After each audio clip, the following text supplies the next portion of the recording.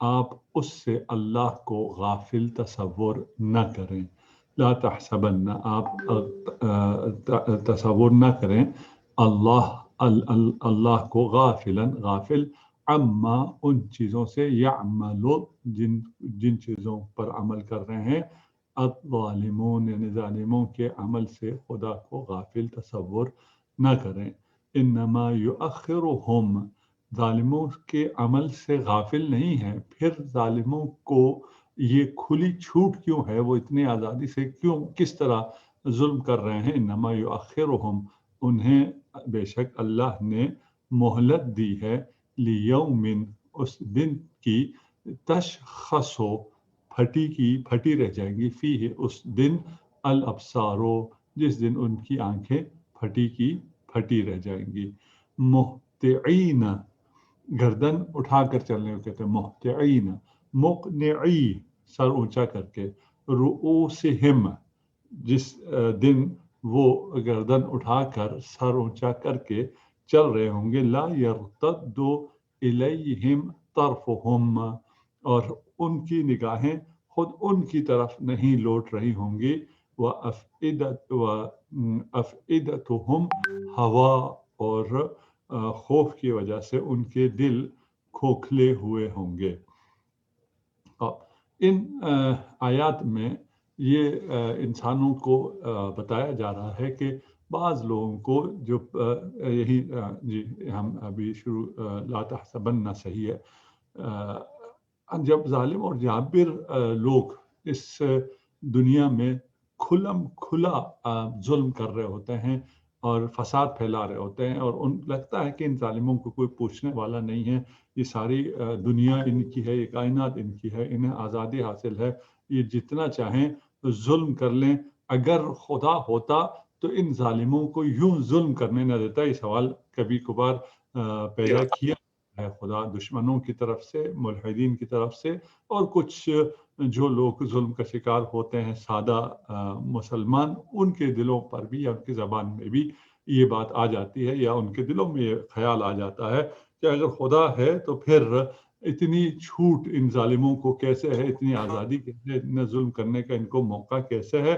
جواب میں فرما رہے ہیں کہ خدا ان کی مظالم اور بربریت سے غافل نہیں ہے، بلکہ ان کو جو دنیا میں چھوٹ دی گئی ہے، یہ چھوٹ ان کے عذاب میں اضافے کے لیے دی گئی ہے، بلکہ خود یہی مہلت جو دنیا میں ان کو مہلت دی گئی ہے، خود یہی مہلت ان کے لیے عذاب ہے. خود اب یہ سمجھنا اس کے لیے تھوڑا سا آسان نہیں ہے کہ ہم اس کو سمجھیں کہ دنیا میں یہ جو ان کو مہلت دی جا رہی ہے، ان کو آزادی دی جا رہی ہے، یہ آزادی اور یہ جو ان کو حاصل ہے فریڈم، یہاں پر ظلم کر سک رہے ہیں، یہ کیسے ان کے لیے عذاب ہے، اور اس عذاب میں وہ کیسے مبتلا ہوں گے. اگر تو سمجھ میں آ گیا ٹھیک ہے، نہیں سمجھ میں آیا تو ابھی تک قرآن کی اس بات پر ہم اگر اعتماد کریں کہ یہ جو ان کو مہلت دی جا رہی ہے، یہ مہلت ان کو اس لیے دی جا رہی ہے کہ وہ ان کو ایک عذاب کا سامنا کرنا پڑے گا، اور وہ عذاب کا جب سامنا کریں گے تو وہ پھر مہطعین ہوں گے، یعنی سر اٹھائے ہوئے دوڑ رہے ہوں گے. اس عذاب سے بچنے کے لیے ان کے پاس کوئی نہیں ہوگا، ان کا سر اوپر کی طرح ہوا ہوگا، اور وہ دوڑے چلے جا رہے ہوں گے. ان کو پلٹ کر اپنے آپ کو دیکھنے کی بھی فرصت نہیں ہوگی. اگر آپ نے ریس میں بھاگتے ہوئے، کسی کا مائک آن ہو گیا دیکھ لیجیے گا، ریس میں بھاگتے ہوئے دیکھا ہو تو جو ریس میں بھاگ رہے ہوتے ہیں وہ سر اٹھا کے سیدھا اپنے مقصد کو دیکھتے ہوئے بھاگ رہے ہوتے ہیں. لگتا یہ کہ اتنا خوف ہے، اور ان میں خوف یہ ہوتا ہے کہ ایک لمحے کے لیے بھی اگر میں ادھر ادھر متوجہ ہوا تو دوسرا مجھ سے آگے نکل جائے گا. جب یہ مہلت ختم ہوگی تو ان کا حال بھی اسی طرح ہوگا کہ وہ بھاگتے چلے جائیں گے، ان کو اپنے آپ کی طرف دیکھنے کی بھی فرصت میسر نہیں ہوگی، اور دل خوف کی وجہ سے کھوکھلے ہو چکے ہوں گے. افئدتہم ہوا، ان کے دل جو ہے خوف کی وجہ سے کھوکھلے ہوئے ہیں اور وہ بھاگتے چلے جا رہے ہیں. وَأَنذِرْ آیت 44 وَأَنذِرِ النَّاسَ يَوْمَ يَأْتِيهِمُ الْعَذَابُ، اور لوگوں کو اس دن کے بارے میں تنبیہ کیجیے، وارن کیجیے جس دن عذاب آئے گا.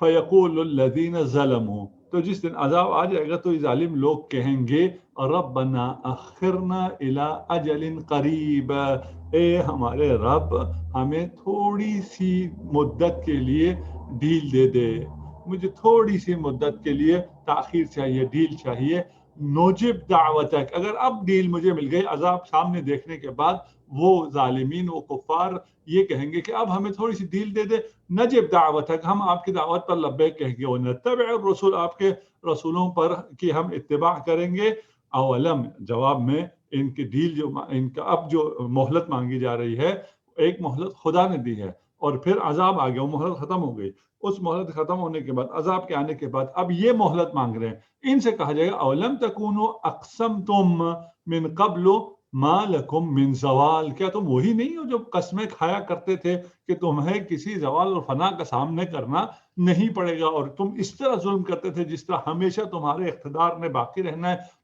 تم نے طاقتور رہنا ہے۔ یہاں پر جس عذاب کی بات ہو رہی ہے اس آیت میں کہ ان لوگوں کو وَأَنذِرِ النَّاسَ يَوْمَ يَأْتِيهِمُ الْعَذَابُ، کہ ان کو عذاب جس دن آئے گا، یہ عذاب آخرت کی بات نہیں ہو رہی ہے بلکہ یہ عذاب دنیا کی بات ہو رہی ہے، جیسے قوم عاد اور سمود پر عذاب نازل ہوا، اسی لیے وہ کہتے ہیں اخرنا، ہم پر ابھی تھوڑی دیر عذاب نہ ہو، تھوڑی دیر اگر عذاب نہیں ہوگا، عذاب تاخیر ہوگی، مہلت ہوگی، تو وہ اسی دنیا میں ہوں گے۔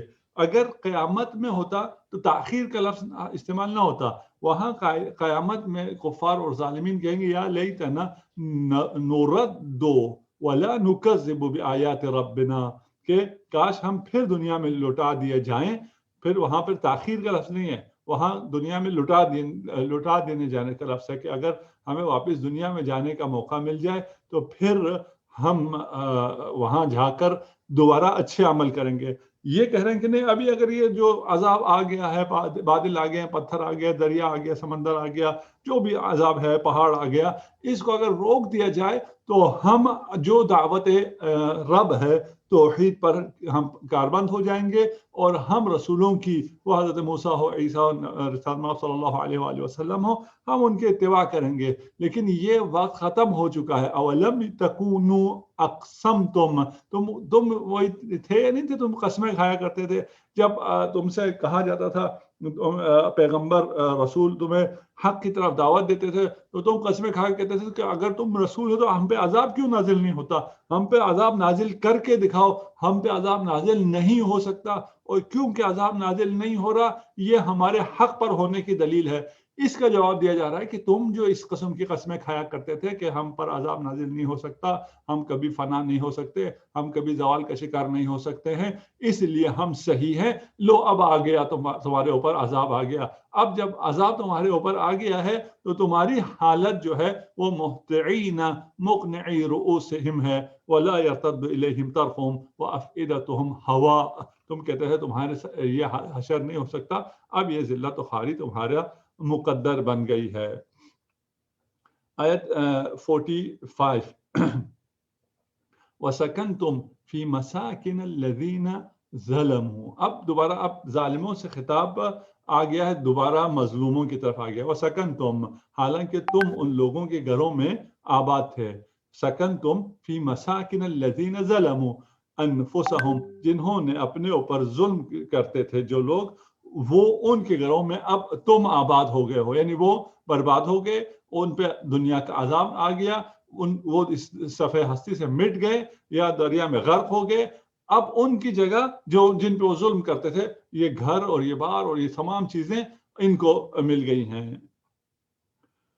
وَتَبَيَّنَ لَكُمْ كَيْفَ فَعَلْنَا بِهِمْ، اور آپ لوگوں پر تم پر یہ واضح ہو گیا کہ ہم نے ان کے ساتھ کیا کیا، ظالمین کے ساتھ کیا کیا، وَضَرَبْنَا لَكُمُ الْأَمْثَالَ، اور تمہارے لیے مثالیں بھی بیان کی تھیں۔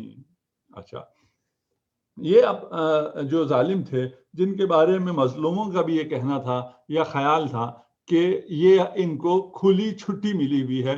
ان کا اپنا یہ خیال تھا کیونکہ ہمیں کھلی ڈھیل اور چھٹی ملی ہوئی ہے، اس کا مطلب یہ ہے کہ ہم حق پر ہیں، خدا ہمارا کچھ نہیں بگاڑ سکتا، خدا ہم پر عذاب نازل نہیں کر سکتا. اس لیے بڑھ بڑھ کر کہتے تھے ہم پہ عذاب، اگر تم حق ہو تو ہم پہ عذاب نازل کرو. اس کے بعد عذاب آیا، دنیا کی عذاب کی بات کر رہے ہیں.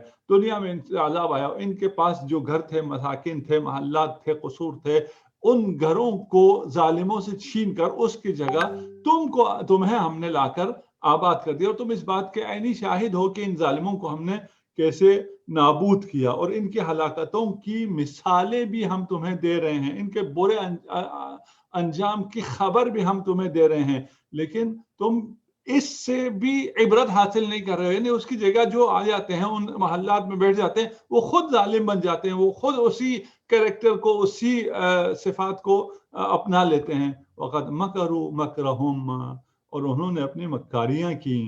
وعند اللہ مکرہم، اور ان کی مکاریوں کے سامنے خدا کے پاس بھی مکر ہے، تدبیر ہے. وَإِنْ كَانَ مَكْرُهُمْ لِتَزُولَ مِنْهُ الْجِبَالَ، اگرچہ ان کی مکاریاں ایسی تھی جن سے پہاڑ بھی ٹل جاتے. اچھا، اب دعوت انبیاء ہے. دعوت انبیاء کے خلاف ان کی مکاریاں تھی، اور ان کی مکاریاں کم نہیں تھی. ان کی مکاریوں سے خدا نے انبیاء کو بھی اور امت کو بھی اور ان کے اتباع کرنے والوں کو بھی آگاہ کر لیا. اور یہ بھی اعلان کر رہے ہیں کہ ان کی مکاریاں جتنی بھی زیادہ کیوں نہ ہو، جتنی بھی طاقتور کیوں نہ ہو، اتنی طاقتور ہو کہ ان کی مکاریاں پہاڑ کو ہٹانے کی طاقت رکھتی ہوں، پھر بھی ان کی مکاریاں اکارت رہ جاتی ہیں اللہ کے سامنے، جو کہ مدبر ہے اس کائنات کا. اور ساری تدبیر خدا کے ہاتھ میں ہے. تمہاری تدبیر، تمہاری مکر اور ان دشمنوں کی مکر، ظالموں کا مکر، سب درا کا درا رہ جائے گا. ان سے جو کچھ وہ بنائیں گے وہ ان سے چھن جائے گا، اور وہ چھن کر مظلوموں کو مل جائے گا. فلا تحسبن اللہ 47 فلا تحسبن اللہ مخلف وعدہ رسولہ، بس آپ ہرگز یہ خیال نہ کریں کہ اللہ اپنے رسولوں سے وعدہ خلافی کرے گا. ان اللہ عزیز ذو انتقام، کہ اللہ یقیناً بڑا غالب آنے والا اور انتقام لینے والا ہے. اب دوبارہ شروع سے، اسی آیت کے شروع میں یہ تھا کہ آپ یہ فرض نہ کریں، یعنی آج جو ہم نے سورہ ابراہیم شروع کیا، آپ یہ فرض نہ کریں کہ اگر ظالموں کو ڈھیل دی جا رہی ہے تو خدا ان کو نہیں دیکھ رہا ہے. اب دوبارہ کہا جا رہا ہے کہ تاخیر کی وجہ سے، کہ ظالموں کو عذاب دینے میں خدا تاخیر کر رہا ہے، ڈیل دے رہا ہے. اس ڈیل کی وجہ سے جو خدا کا وعدہ ہے کہ ہمیشہ حق کی فتح مندی ہوگی، نصرت حق کے ساتھ ہوگی، اور جو باطل ہوگا وہ ذلیل ہوگا، رسوا ہوگا، خوار ہوگا. اس وعدے الہی کے سچے ہونے میں کوئی شک نہ کرو. خدا ہمیشہ اپنے رسولوں کا، خدا ہمیشہ حق کا، خدا ہمیشہ ائمہ ہدایت کا ساتھ دیتا ہے، اور ظالم کی تمام تر مکاریوں کو تباہ و برباد کر دیتا ہے. ظالم کا بول، ظالم نابود ہوتا ہے، رسولوں کا اور حق کا بول بالا ہوتا ہے. یہ وہ وعدہ الہی ہے جو مختلف حالات میں، مختلف واقعات میں، مختلف صورتحال میں آپ کو لگے گا. ایک مرحلے ایسے آئیں گے آپ کو لگے گا کہ اب تو حق سر اٹھا سکتا ہی نہیں ہے، اب تو باطل نے اپنے پنجے ہر طرف گھاڑ دیے ہیں، اور اس کو تباہ و برباد کرنے والی کوئی طاقت ہے ہی نہیں. وہاں پھر ثابت ہو جاتا ہے، اور یہ آیت پکار اٹھتی ہے فلا تحسبن اللہ مخلف وعدہ. خدا یہ نہ سوچنا، یہ گمان بھی نہ کرنا کہ خدا وعدہ خلافی کرے گا. خدا عزیز ہے، خدا غالب آنے والا ہے، خدا بڑا انتقام لینے والا ہے. فرق اتنا ہے کہ تم کمزور ہو، تم کمزور ہونے کی وجہ سے فوراً انتقام لیتے ہو. خدا کیونکہ وہ ہے، قدیر ہے، عزیز ہے، ذو انتقام ہے، ہر چیز پر قادر ہے، اس کی حکمت اور اس کا علم ہر چیز پر غالب ہے، اس لیے اسے بدلہ لینے کی جلدی نہیں ہے. اگر سمجھا سکوں، میں اگر کسی کمزور کے اوپر فتح مند ہو گیا ہوں، میں خود کمزور ہوں، اور میں نے کسی کمزور کو یا تھوڑے طاقتور دشمن کو دبوچ لیا ہے، تو میں پھر اس کو اٹھنے نہیں دوں گا. میں اس کو اتنا ماروں گا، اتنا وہ کروں گا کہ وہی ختم ہو جائے. لیکن اگر جو شخص جس نے دبوچا ہے اپنے دشمن کو وہ طاقتور ہو، تو وہ اس کو وہاں سے اٹھائے گا, اس کو اٹھنے دے گا, اس کو بلند کرے گا, اور جو دیکھنے والا ہو اور محدود وقت میں اس سینیریو کو دیکھ رہا ہو کہ یہ تو خود یہ شخص اس کو ظالم کو اٹھا رہا ہے, اور ظالم اب اوپر جا رہا ہے, ظالم کی ترقی نظر آئے گی, ظالم خوشحال نظر آئے گا کہ ظالم اوپر ہے, مظلوم نیچے. یہ اس کو نہیں پتا کہ یہ اوپر اٹھا رہا ہے تاکہ اس کو زور سے نیچے پٹکے.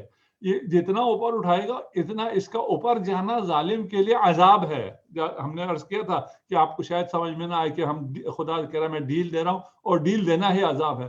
یہاں اس شخص کو جو اٹھا رہا ہے, یہ اٹھانا اس کے لیے عذاب ہے. جتنا اٹھا سکے گا اتنا زور سے یہ زمین پر گرے گا. خدا ہمیں عذاب الہی سے محفوظ رکھے. یوم تبدل الارض غیر الارض, یہ انتقام کا خدا انتقام ہوگا. یہ انتقام اس دن ہوگا جب یہ زمین کسی اور زمین سے بدل دی جائے گی. یوم تبدل, بدل دی جائے گی, الارض, اے زمین, غیر الارض, اس ارض کے علاوہ کسی اور زمین سے بدل دی جائے گی. والسماوات, اور آسمان بھی اس آسمان سے بدل کے دوسرا آسمان ہو جائے گا. وبرزوا للہ الواحد القہار, اور سب خدا واحد و قہار کے روبرو پیش ہوں گے. وہ دن آنے والا ہے, وہ دن دور نہیں ہے جب یہ زمین جس سے ہم بہت زیادہ اٹیچ ہیں, ہماری سارے تعلقات اس زمین کے ساتھ ہیں, یہ زمین ہی باقی نہیں رہے گی, اس زمین میں موجود کوئی چیز باقی نہیں رہے گی. ہماری سارے تعلقات نے ٹوٹ جانا ہے. اس سے پہلے کہ یہ تعلقات ٹوٹیں, ہم ان تعلقات سے آزاد ہو جائیں. اس زمین کو بدل کر دوسری زمین کو لایا جائے گا, اس آسمان کو بدل کے دوسرا آسمان لایا جائے گا, اس عالم کو بدل کے دوسرا عالم لایا جائے گا. یعنی یہ نظام جو ابھی حاکم ہے, یہ نظام ختم ہو جائے گا, اس کی جگہ دوسرا نظام آ جائے گا. جیسے کہ ابھی بھی جب ہم پیدا ہوئے, ہم معرض وجود میں آئے, ہم جنین تھے, جنین کا عالم اور ہے. جنین اس کے بعد جب شکم مادر میں قرار پاتا ہے, اس کا عالم اور ہے. وہ جب بچے کی شکل اختیار کرتا ہے, اس کا عالم اور ہے. وہ جب دنیا میں آتا ہے, اس کا عالم اور ہے. جب جوان ہوتا ہے, اس کا عالم اور ہے.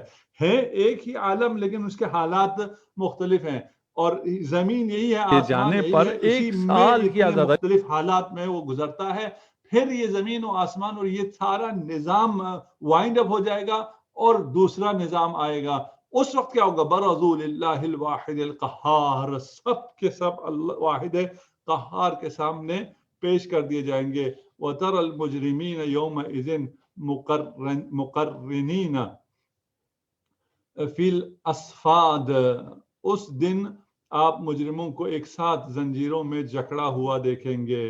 سرابیلہم من قطران وتغشى وجوہہم النار, سرابیلہم, ان کے لباس, من قطران, گندک کے ہوں گے, بچمن کے ہوں گے, وتغشى وجوہہم النار, اور ان کے چہروں پر آگ چھائی ہوئی ہوگی. لیجزی اللہ کل نفس ما کسبت, تاکہ ہر نفس کو اس کے عمل کی جزا مل جائے. ان اللہ سریع الحساب. اللہ اکبر. یہ موقع مل گیا آپ کو, ظالم کو مہلت مل گئی, لیکن یہ مہلت کب تک ہے؟ اس مہلت کو ختم ہو جانا ہے, اس زمین اور آسمان کو ختم ہو جانا ہے, اس نظام کو جمع ہو جانا ہے. جب یہ نظام ختم ہو جائے گا, زمین و آسمان ختم ہو جائیں گے, اور یہاں کا سسٹم ختم ہو کے ایک نیا سسٹم آئے گا. اس نئے سسٹم کا عذاب بھی شدید ہے, اس نئے سسٹم میں عیش و عشرت کا نظام بھی جدید ہے. اللہ اکبر. نہ وہ عیش یہاں ممکن ہے, نہ وہ عذاب یہاں ممکن ہے. دونوں طرف سے انتہائی عجیب دنیا ہے وہ. اور اس دنیا میں پہلے آپ کو وَبَرَزُوا لِلَّهِ الْوَاحِدِ الْقَهَّارِ جب سامنے پیش کیا جائے گا, بات ظالموں کی ہو رہی ہے, اس لیے اب پہلے مجرموں کا حال سنایا جا رہا ہے کہ اس نظام طبیعت میں مجرموں کو زنجیروں میں جکڑا جائے گا. وہ یہاں کی طرح نہیں آئیں گے. اب وہ مجرمین جو ہے وہ مقرنین ہوں گے فی الاسفاد, اسفاد زنجیروں میں ان کو جکڑا ہوا ہوگا. سرابیلہم من قطران, ان کے جو لباس ہوں گے وہ بیچمن کے ہوں گے، گندک کے ہوں گے، جو کہ شعلہ ور ہوتے ہیں، وہ جلنے کے لیے ان کا لباس اور ان کا جسم جو ہے، ہمارا جسم ابھی جلنے کے لیے آمادہ نہیں ہے، یہ اس میں کوئی ایسی چیزیں نہیں ہیں جو جلتی ہوں، اللہ آپ نے کوئی ایسا لباس پہنا ہو، اس وقت آپ کی جلد اور آپ کا بدن، آپ کا نہیں، ظالموں کا، یہ گندک کا ہوگا، بیچمن کا ہوگا، اور تغشا وجوہہم النار، اور ان کے چہروں پر آگ چھائی بھی ہوگی، آگ ان کے چہروں پر، ان کے خود بدن ایندھن ہوگا آگ کا۔ اللہ اکبر، یہ عذاب یہاں نہیں ہو سکتا، یہاں یہ جسم اگر جل جائے تو پتہ نہیں کتنے منٹ لگتے ہیں اس کو، کتنے سیکنڈ لگتے ہیں، یہ جل جاتا ہے، ختم ہو جاتا ہے، درد بھی ختم ہو جاتا ہے، جسم بھی ختم ہو جاتا ہے، اس سے روح بھی نکل جاتی ہے، یہ عالم اس سے زیادہ درد اور عذاب برداشت نہیں کر سکتا۔ لیکن وہ عالم جدھر جانا ہے، اس عالم کے بعد وہاں جو عذاب ہے وہ عذاب بہت ہی مختلف ہے۔ اس دن ایک آتش گیر مادہ لباس کے طور پر ہوگا، آگ اس کے جسم پر چہروں پہ چھائی ہوئی ہوگی، وہ اس تمام عذاب میں ہونے کے باوجود اس کو موت نہیں آئے گی، ہر طرف سے موت آئے گی لیکن مرے گا نہیں، وہ یہ عذاب سہتا رہے گا، اور اس نظام کے تحت تحدث اخبارها زمین جو ہے اپنی خبریں دے گی۔ اللہ اکبر، خدا ہمیں اس عذاب سے محفوظ رکھے، خدا ہمیں اس عذاب جہنم سے محفوظ رکھے، خدا ہمیں ان لوگوں میں قرار دے اس ماہ مبارک رمضان میں، اس کے شبہ قدر میں، اس کی مبارک راتوں میں، جنہیں خدا اس مہینے یہ نوید دے کہ ان کو خدا نے اپنی رحمت کی وجہ سے، اس سفرے الہی کی وجہ سے، دسترخوان الہی کی وجہ سے، ضیافت الہی کی وجہ سے، نزول قرآن کی برکت کی وجہ سے اتقاء من النار میں سے قرار دیا ہے۔ ہمارے بدن میں یہ طاقت نہیں ہے کہ غضب الہی اور آتش جہنم کو برداشت کر سکے، ہمارا بدن دنیا کی معمولی سی آگ کو برداشت نہیں کر سکتا، اس عالم میں جہاں عذاب بھی ختم نہ ہونے والا عذاب ہے۔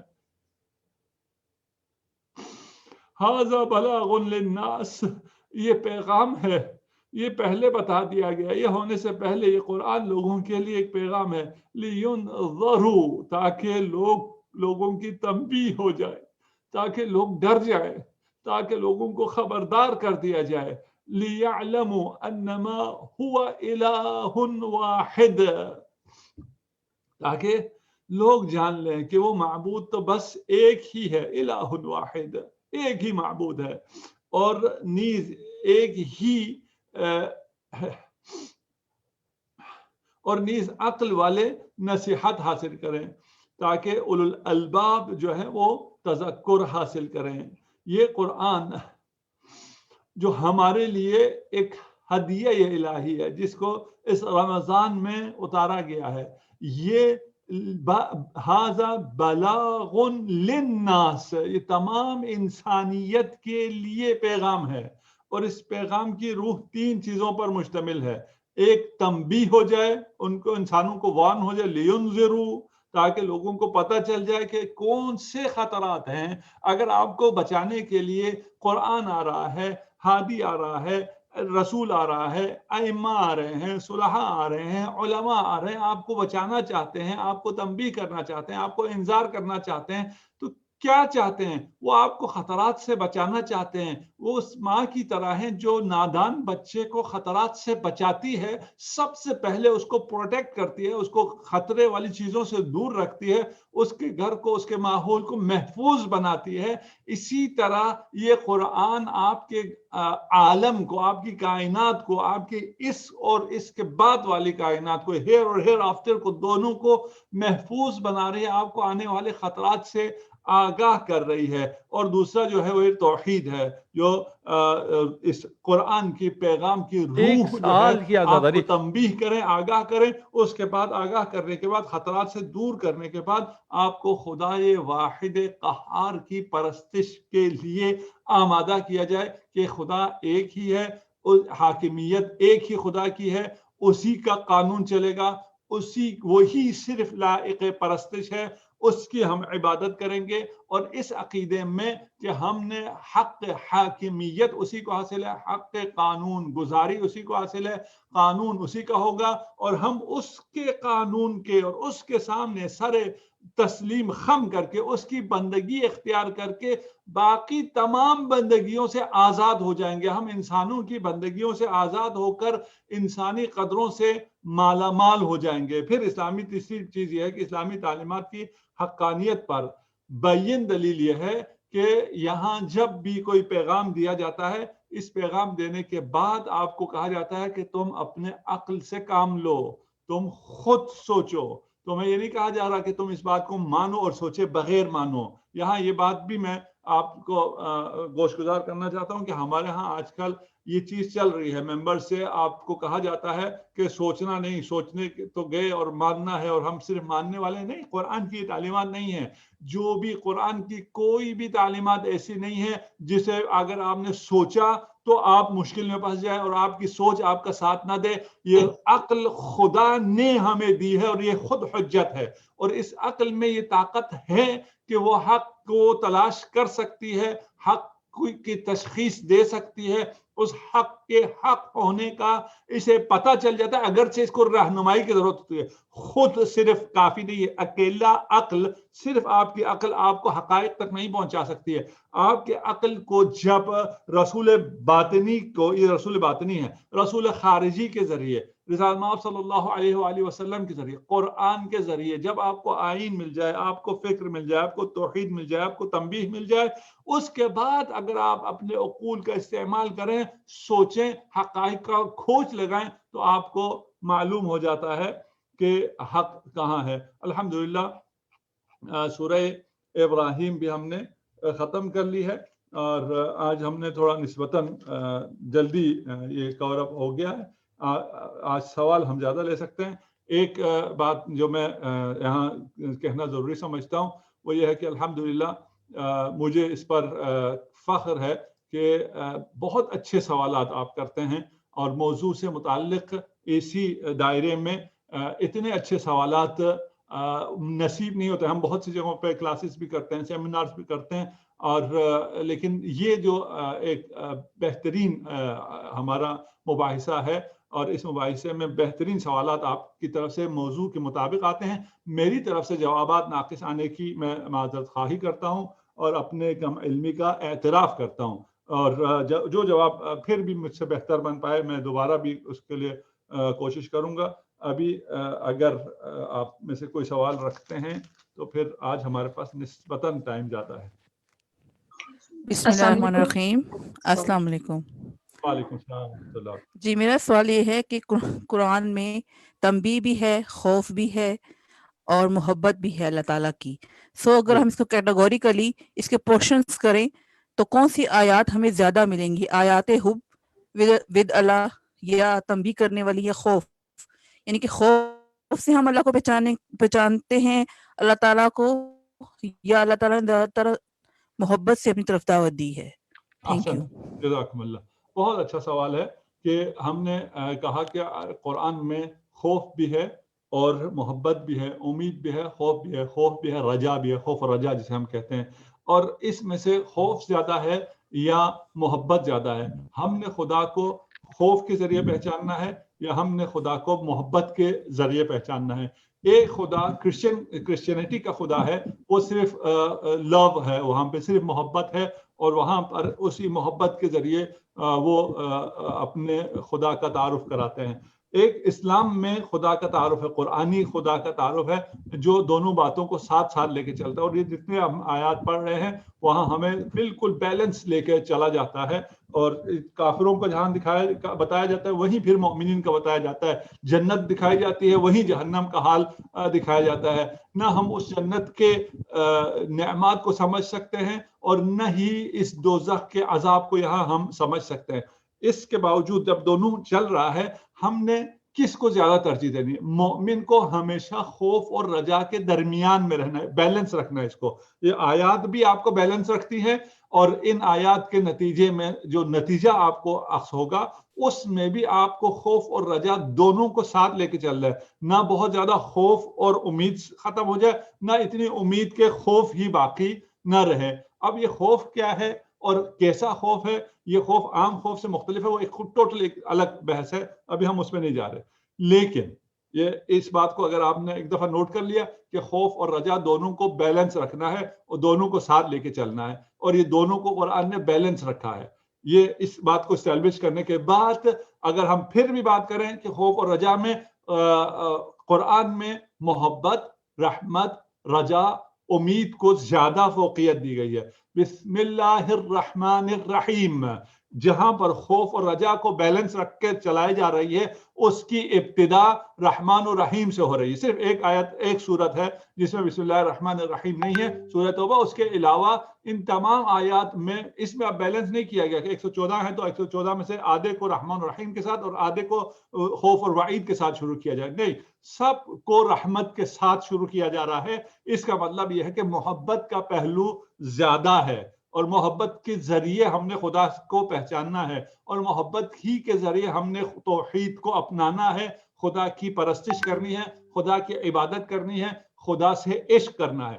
یہ یہاں تک آگے ہم کہ خوف بھی ہے، رجا بھی ہے، لیکن خوف کے پر رجا مقدم ہے. شروع ہمیشہ محبت سے ہے، اور اس کے بعد بھی اگر ہم خوف اور رجا یعنی محبت اور خوف دونوں کو جب دیکھتے ہیں، اور خوف والی آیتوں کو ہم جب دیکھتے ہیں جہاں تنبیہ ہے، انذار ہے، عذاب ہے، وعید ہے، ان میں بھی رحمت جھلکتی ہے. ان تمام آیات میں بھی جو حقیقت ہے وہ رحمت ہے، حقیقت وہاں بھی محبت ہے. یہاں پر اپنے بندوں کو جو انذار کیا جا رہا ہے، جیسے یہاں بھی کہا، وہ ایک بچے کی طرح ہے جو اپنے بچے کو وارن کر رہی ہے، بچانے کے لیے، اس کو محفوظ کرنے کے لیے کر رہی ہے. جب بچے کو محفوظ کرنے کے لیے ماں ڈرا رہی ہوتی ہے تو اس ڈرانے میں جو چیز زیادہ ہوتی ہے وہ پیار ہوتا ہے.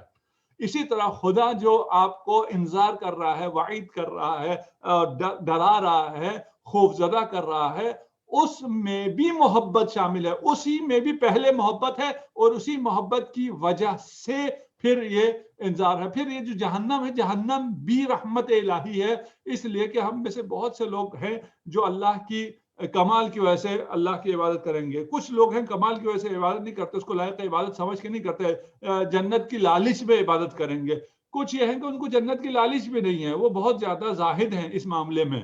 دنیا میں تو کوئی زہد نہیں ہے ان میں، کوئی لالچ ہی لالچ ہے. لیکن قیامت کے معاملے میں جب آ جاتے ہیں تو پھر وہ کہتے ہیں نہیں جی ہمیں جنت نہیں چاہیے، بہت آسانی سے ٹھکرا دیتے ہیں. ان لوگوں کو جنت لے جانے کے لیے جہنم کی ضرورت ہوتی ہے. ان کو جب کہا جاتا ہے کہ تمہیں یہ جلایا جائے گا، تم قطع رحم نہ کرو، تم اپنے ماں باپ کے ساتھ برا برتاؤ نہ کرو، نہیں تو تم جہنم جاؤ گے. ایک دفعہ ماں کی قوم کے نیچے جنت دکھا کر ماں کا احترام کرایا جاتا ہے. ایک دفعہ ماں اگر ناراض ہو جائے تو جہنم دکھا کر ماں کا احترام کرا کے اسے جنت بھیجا جاتا ہے. ہر صورت میں ہمیں لطف و رحمت و کرم الہی ہر طرف آیات قرآن میں نظر آتی ہے. ویسے جس طرح ہمیں اللہ کا محبت اور انذار دونوں چیزیں دکھا کر اس کی وحدانیت کو اور اس کے کمالات کو دیکھنا ہے، اسی طرح ہمیں اپنے امام کے متعلق بھی اسی طرح ہمارے بتانا چاہیے. امام کے متعلق اتنا زیادہ ہمیں وہ خوف زدہ کر دیا گیا کہ امام آئیں گے تو یہ ہوگا، کہ اس محبت سے ہم انتظار کیوں نہیں کرتے، جس انتظار سے، جس محبت سے ہمیں ان کا انتظار کرنا چاہیے، جس محبت کے لیے ہمارے علماء کرام مجتہدین علماء کرام کی طرف سے یا ممبر سے زیادہ تر امام کی محبت کو کیوں نہیں نمایاں کیا جاتا؟ اب کیا کیا جاتا ہے کیا نہیں کیا، وہ میں بہت زیادہ تو نہیں کہہ سکتا، لیکن امام زمانہ عجل اللہ فرجہ الشریف جب تشریف لائیں گے، ہاں ہمارا کلچر ایسا ہے کہ ہم ائمہ کے سپاہیوں میں سے اور لڑائی اور جنگ اور تلوار اور اس قسم کی باتیں زیادہ کرتے ہیں، جبکہ امام زمانہ عجل اللہ فرجہ الشریف اپنی محبت، اپنے علم، اپنے فضل کی وجہ سے لوگوں کو اپنی طرف جذب کریں گے. لوگ آپ پر ایمان لائیں گے آپ کے کمالات کی وجہ سے، آپ کے علم کی وجہ سے، آپ کی محبت کی وجہ سے. جس طرح ساتھ آپ صلی اللہ علیہ وآلہ وسلم خود جب موعود ہوئے آئے ہیں، وہ بھی تو موعود تھے، ان کا بھی وعدہ تھا، لوگ انتظار میں تھے. وہ بھی جو تشریف لائے ہیں تو اسلام کے بارے میں غلط یہ مشہور کیا ہوا ہے کہ اسلام تلوار سے پھیلا ہے. اسلام بالکل بھی تلوار سے نہیں پھیلا ہے. جنگیں ہوئی ہیں، نہیں کہ غزوات نہیں ہوئے، غزوات ہوئی ہیں. جب حملہ ہوا ہے تو رسالت آپ نے دفاع کیا ہے، اصحاب رسول نے اپنی جانوں کو پیش کیا ہے، اسلام کو رسول خدا کا دفاع کیا ہے. لیکن اسلام جنگوں سے نہیں پھیلا ہے، اسلام محبت سے پھیلا ہے، امن اور آشتی اور اس پیغام کی خوبصورتی سے پھیلا ہے. یہی چیز बेतरजे उला अतम, उस वक्त जो है इस्लाम एक खास हद तक फैला। अब यही इस्लाम जो रसूलुल्लाह सल्लल्लाहु अलैहि वसल्लम की तशरीह है, ये पूरी दुनिया में पूरी इंसानियत इसे कबूल करेगी। वो कबूल उस खूबसूरती की वजह से, उस हुस्न की वजह से, उस प्यार की वजह से, उस मोहब्बत की वजह से, उस इल्म की वजह से, जो कि इमाम ज़माना जिसका मुजाहिरा करेंगे, उसकी वजह से सारी बशरियत इमाम ज़माना अज्जलल्लाहु फरजहु शरीफ को तस्लीम करेगी और ये मानेगी कि ये खुदाए रहमान का नुमाइंदा है। और उस खुदाए रहमान का नुमाइंदा होने के लिए जब इंसान हर तरह के जुल्म से, हर तरह की अपनी जो उम्मीद उसने लगाई हुई है उससे मायूस हो जाए और हर तरफ से उसको जुल्म का सामना हो जाए, मुख्तलिफ नामों से वो तब्दीली के नारों पे इधर उधर होने के बाद जब उसे पता चलेगा कि लोगों से उसे अदल और इंसाफ नहीं मिल सकता, सुकून नहीं मिल सकता, और उसकी फलाह और नजात सिर्फ और सिर्फ खुदा और खुदाई नुमाइंदे के तहत है, उस वक्त फिर सब इमाम ज़माना अज्जलल्लाहु फरजहु शरीफ के परचम तले जमा हो जाएंगे। जज़ाकल्लाह आगा। 3 क्वेश्चन आए हैं।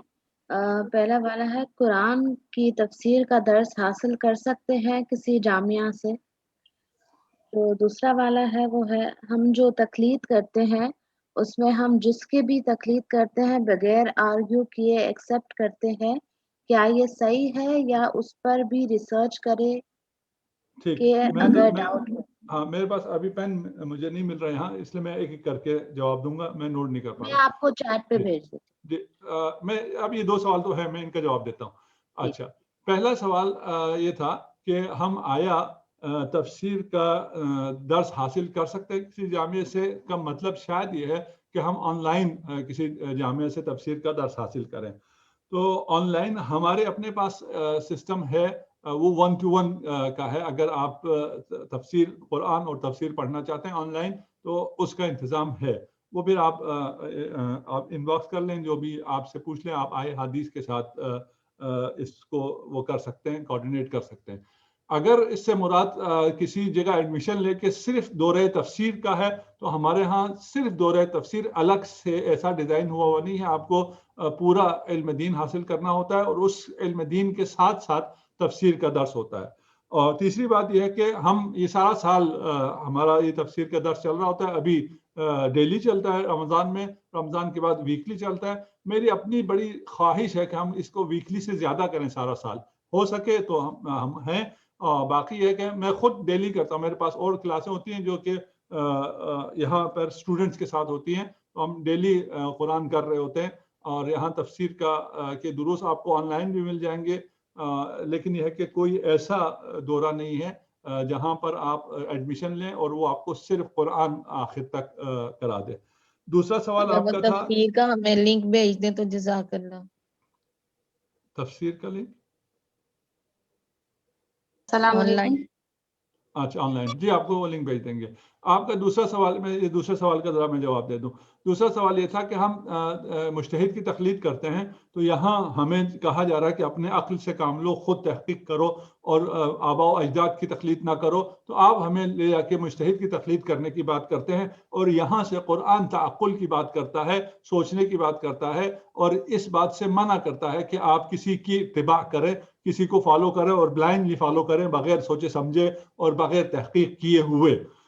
ये समझने की ज़रूरत है। हम जब तकलीद कहते हैं फ़िक़्ह जाफ़रिया में, हम कहते हैं कि आपको तकलीद करनी है, बगैर तकलीद के आपका अमल सही नहीं है, आप सही शरीयत पर अमल नहीं कर सकते। वहाँ जब हम कहते हैं तो वो फ़ुरूआत में आपको तकलीद करनी है, उसूल में आपको तकलीद नहीं करनी है।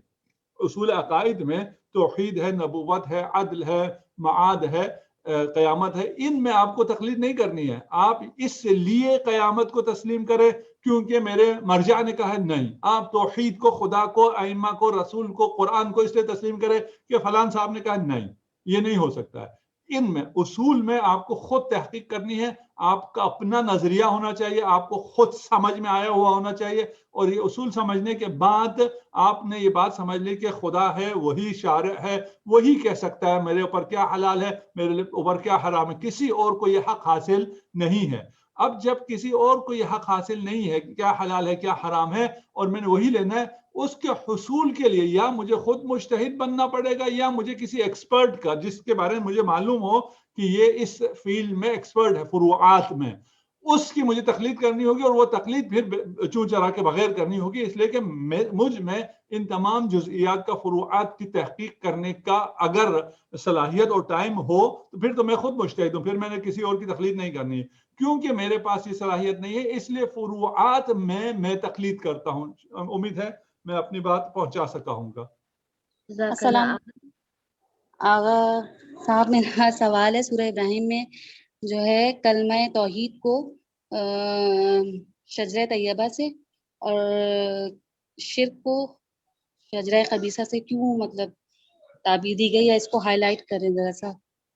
شجرہ طیبہ شجرہ اس خبیثہ کو ہم نے مفصل اسی ایپیسوڈ میں ہم نے مفصل بیان کر دیا تھا، ابھی ہم دوبارہ سارا بیان کریں تو وہ تھوڑا سا ریپیٹ ہو جائے گا، اور اگر آپ وہاں تھے اور ابھی ذہن میں نہیں ہے تو واپس بھی سن سکتے ہیں۔ یہ دیکھیں خود قرآن نے جو کہا ہے کہ ہم نے یہ تمثیل پیش کی ہے، اور تمثیل خود قرآن اس لیے پیش کرتا ہے تاکہ وہ چیز جو کہ ویژول نہیں ہے، حسی نہیں ہے، اس کو ویژولائز کر کے آپ کو سمجھانے کے لیے اس کو پیش کیا جاتا ہے۔ یعنی کلمہ طیبہ کو کہا کہ شجرہ طیبہ ہے، پھر کلمہ طیبہ کو کیونکہ کلمہ طیبہ کوئی حسی ویژول چیز نہیں ہے کہ ہم اس کو دیکھ سکیں کہ کیا ہے کیسے ہے، اس کو درخت بنا دیا گیا، درخت بنا کے اس کو کہا کہ اس کی جڑیں زمین میں مضبوط ہیں، اور اسے کوئی چیز یعنی آپ جو کلمہ طیبہ آپ کے صحیح عقائد ہیں، اگر آپ صحیح عقائد پر استوار ہیں تو آپ کے صحیح عقائد کو کوئی چھیڑ نہیں سکتا، آپ کو کوئی ہلا نہیں سکتا، آپ آسانی سے عقائد آپ کے صحیح نہ ہو تو آپ ایک پودے کی مانند ہے یا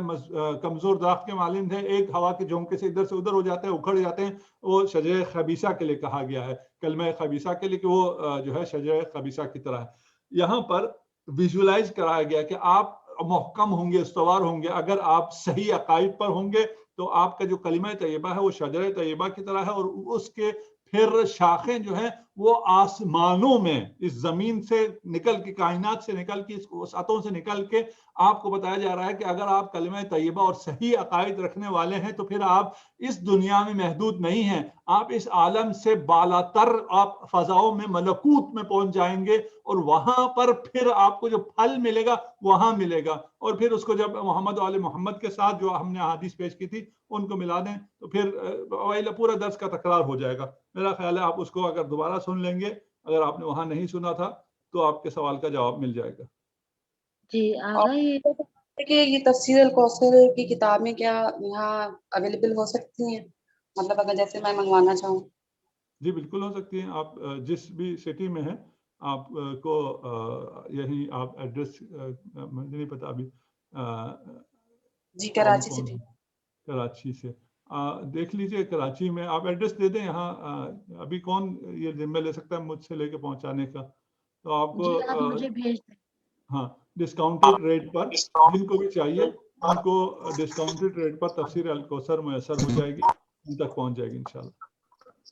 اور ایک سوال اور یہ تھا کہ ایک حدیث میں نے پڑھا ہے کہ مطلب کہ جو ہے وہ جو مومن مر جائیں گے اور جنہوں نے قرآن کی تعلیم حاصل نہیں کی ہوگی، ان کو مرنے کے بعد یہ موقع دیا جائے گا کہ وہ قرآن کی تعلیم حاصل کر سکیں اور ان کو کروایا جائے گا، تو کیا یہ ہے سچ؟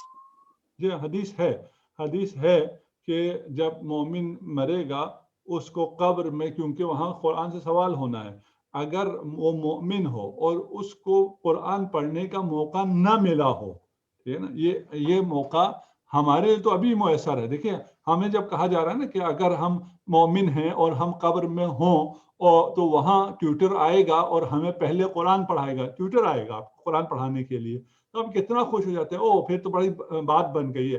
تو یہ آپ کو ابھی یہ سہولت ابھی میسر ہے، اگر آپ قرآن پڑھنا چاہتی ہیں تو آپ کو ٹیوٹر ابھی مل جائے گا، آپ کسی سے بھی قرآن پڑھنا چاہیں آپ کے پاس یہ سہولت موجود ہے۔ اگر آپ کے پاس یہ سہولت موجود ہوتے ہوئے آپ نے اس سہولت کو اویل نہیں کیا تو وہاں یہ سہولت نہیں ملنے والی ہے، یہ سہولت وہاں اس کو ملنے والی ہے جس کو یہاں یہ سہولت میسر نہیں آئی، یا اس کو کسی ایسی دنیا میں رہتا تھا ذہن میں خیال ہی نہیں آیا، یا وہ مومن ہوا اور مومن ہونے کے بعد اس کو اتنی مہلت نہ ہوئی کہ اس کو قرآن کا علم حاصل ہو سکے۔ یہ تو میں اپنی طرف سے کہہ رہا ہوں نا کہ وہاں ہمیں نہیں مل پائے گا، احتیاط یہی ہے، ٹھیک ہے نا. وہ خدا غفور رحیم ہو سکتا ہے ہماری ان تمام کوتاہیوں کے باوجود بھی ہمیں وہاں ٹیوٹر دے دے, اس کو میں منع نہیں کر رہا ہوں, لیکن میں یہ کہہ رہا ہوں کہ عقل مندی یہ ہے کہ اس آفر پہ وہاں خوش ہونے کے بجائے یہ آفر ہمیں اسی زندگی میں موجود مل رہی ہے, اس کو یہی ہم حاصل کریں, اور یہاں جو کریں گے وہ اور ہے, وہاں جو ہوگا وہ اور ہے. ٹھیک ہے. ایک اور حدیث آپ نے سن رکھی ہے کہ ایک شخص نے مرتے ہوئے وصیت کی کہ میرے باغ کو, کھجوروں کا اس کے باغ تھے, کہ میرا سارا باغ راہ خدا میں دے دیا جائے, اور تقسیم کرنے کے لیے بھی خود رسول اللہ صلی اللہ علیہ وآلہ وسلم تشریف لائیں اور وہ اپنے ہاتھوں سے غریبوں میں تقسیم کریں. رسول خدا اس کی موت کے بعد آئے, اس کے کھجور کا باغ تھا وہ سارا غریبوں میں تقسیم کیا, آخر میں ایک کھجور رہ گیا جو کسی نے بھی نہیں اٹھایا. آپ نے اٹھا کر اس کو دکھایا لوگوں کو اور فرمایا کہ اگر یہ شخص اپنی زندگی میں یہ کھجور جو ابھی کسی نے بھی نہیں لیا اس کو انفاق کرتا تو یہ بہتر تھا اس پورے باغ کے انفاق سے, جو زندگی کے بعد کا اس کا انفاق ہے, اس سے یہ کھجور اپنی زندگی میں اگر وہ کرتا یہ بہتر تھا. تو اگر آپ کو قبر میں پورے قرآن کا علم مل جائے اس سے بہتر ہے کہ یہاں آپ کو ایک سورہ کا علم حاصل ہو جائے. ہم دعا کرتے ہیں, میں اپنے لیے دعا کرتا ہوں اور ہم اپنے سب کے لیے دعا کرتے ہیں کہ ہمارے پاس بہت وقت ہے, وقت کی کوئی کمی نہیں ہے, ہم قرآن کو بہت بہترین قرآن کا علم حاصل کر سکتے ہیں. قرآن نور ہے, ہم نے اس کے ساتھ رہنا ہے. اگر ساتھ رہیں تو یہ آپ کو خود آپ کو نورانی کر دے گا. قرآن کا نور آپ کے بدن, جسم میں, قلب میں یقیناً اترے گا, اور یہ سمجھنا, اس کو عمل کرنا, اس کا ساتھ ہونا انتہائی آسان ہے. ایک فیصلہ کرنے کی دیر ہے. ہم فیصلہ کر لیں کہ ہم جب دنیا میں اتنے سارے کام کر سکتے ہیں, سب کچھ کر سکتے ہیں, اگر جب قرآن پہ آتی ہے تو ہمیں چیز مشکل لگتی ہے. ہم فیصلہ کر لیں کہ ہم نے قرآن کا علم حاصل کرنا ہے, ہم نے پورے قرآن کی تفسیر پڑھنی ہے. ایک تفسیر سے ابھی ہم نے شروع کی ہے, ایک تفسیر کے علاوہ ہم نے اور بھی تفاسیر پڑھنی ہے, ہم نے پھر اس کا بار بار مطالعہ کرنا ہے. اور ایک اور چیز جو میرا جی چاہتا تھا میں آپ لوگوں کو بتاؤں, وہ یہ ایپ ہے اسی کی بلاغ القرآن کی. اس ایپ میں اگر آپ اس کو چلائیں, آج ہمارے پاس وقت ہے تو میں اس وقت سے فائدہ اٹھاؤں. جیسے یہ ابھی اس میں آپ کو نظر نہیں آ رہا, بلاغ القرآن کا ہم نے یہ کھولا, اور آج کی جو مثلا یہ آیت تھی اس کو ہم اگر پلے کر دیں, آج کی نہیں, یہ پچھلی میرے پاس کھولی.